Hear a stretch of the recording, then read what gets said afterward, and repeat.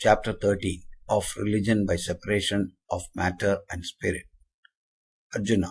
Now would I hear, O gracious Kesava, of life which seems, and soul beyond, which sees, and what it is we know, or seem to know. Krishna. Yea, son of Kunti, for this flesh ye see is Kshetra, is the field where life disports, and that which views and knows it is the soul, Kshetrajna. In all fields, thou Indian prince, I am Kshetrajna. I am what surveys. Only that knowledge knows which knows the known by the knower. What it is, that field of life, what qualities it hath, and whence it is, and why it changeth, and the faculty that voteth it, the mightiness of this, and how it voteth. Hear these things from me.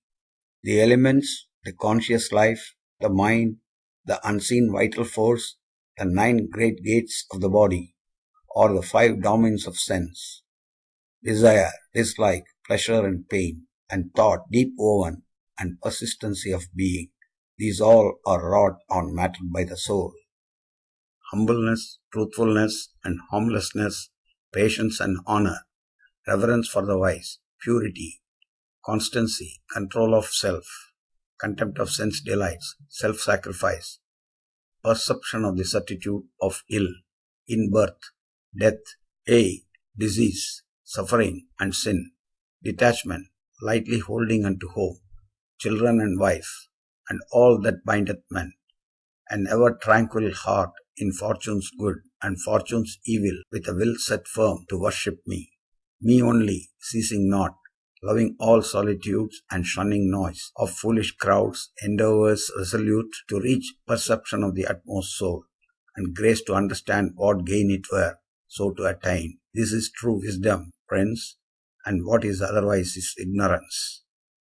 Now will I speak of knowledge best to know, the truth which giveth man Amrit to drink, the truth of him, the Parabrahm, the All, the Uncreated, not Asat, not Sat, not form, nor the unformed, yet both and more, whose hands are everywhere and everywhere, planted his feet and everywhere, his eyes beholding, and his ears in every place hearing, and all his faces everywhere, enlightening and encompassing his worlds, glorified by the senses he hath given, yet beyond sense he is, sustaining all, he dwelleth unattached, of forms and modes, master, yet neither form nor mode hath he.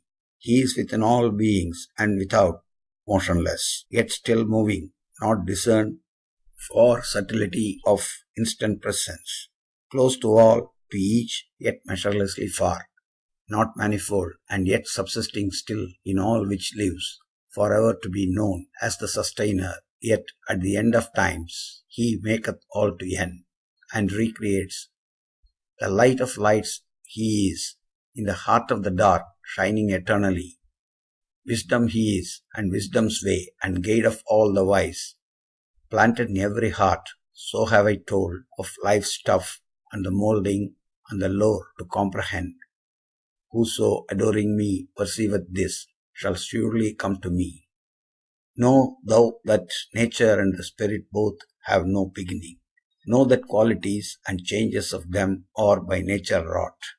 The nature puts to work the acting frame, but spirit doth inform it, and so cause feeling of pain and pleasure. Spirit, linked to moulded matter, entereth into bond with qualities by nature framed, and thus married to matter, breeds the birth again in good or evil yonis.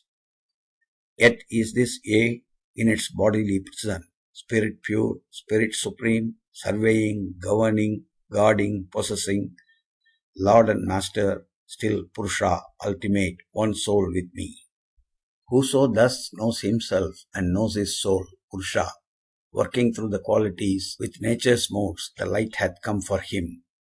Whatever flesh he bears, never again shall he take on its load. Some few there be, by meditation find the soul in self, self-schooled, and some by long philosophy and holy life reach thither.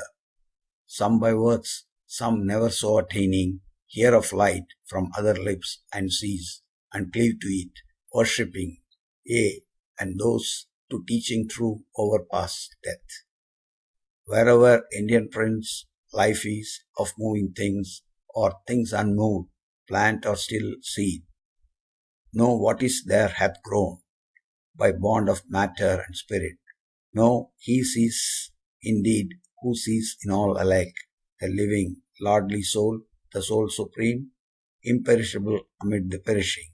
For whoso thus beholds in every place, in every form, the same one living Lord, doth no more wrongfulness unto himself, but goes the highest road which brings to bliss. Seeing he sees, indeed, who sees that works are nature's own, for soul to use, not love, acting, yet not the actor, sees the mass of separate living things, each of its kind, issue from one, and blend again to one. Then hath he Brahma, he attains, O Prince, that ultimate high spirit, uncreate, unqualified, even when it entereth flesh, taketh no stain of acts, worketh in naught, like to the ethereal air, pervading all, which for sheer subtlety avoideth taint.